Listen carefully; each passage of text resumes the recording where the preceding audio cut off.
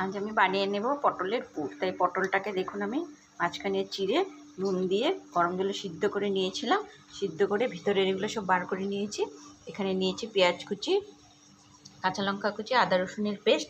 এখানে আছে মাছের ডিম আর দুটো পিস রুই মাছের টুকরা, পেটের টুকরা, যা আমি সিদ্ধ করে সব কাটা বার করে ছাড়িয়ে নিয়েছি।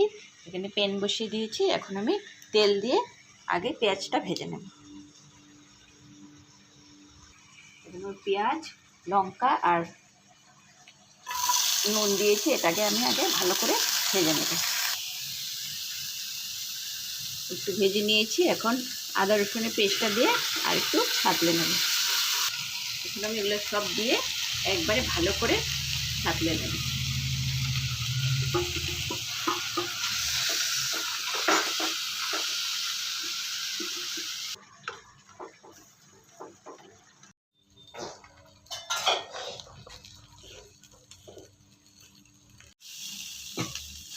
এটাকে ভালো করে ছাতলে নিয়েছি।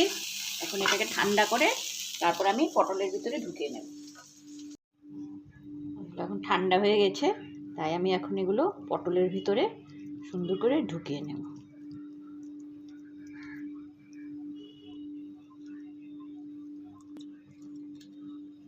সবগুলো পটলের ভিতরে সব মশলা ঢুকিয়ে নিয়েছি।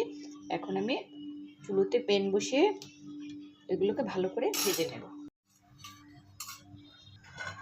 প্যান গরম হয়ে গেছে, এখন এখানে তেল দিয়ে দেব।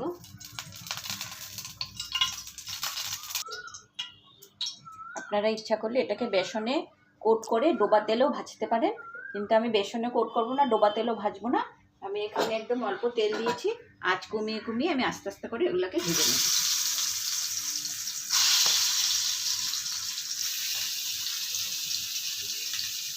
তেলে এগুলোকে আঁচ কমিয়ে আমি আস্তে আস্তে এগুলোকে ভেজে নিয়েছি। এভাবে একবার বানিয়ে খাবেন, খুব ভালো লাগে খেতে।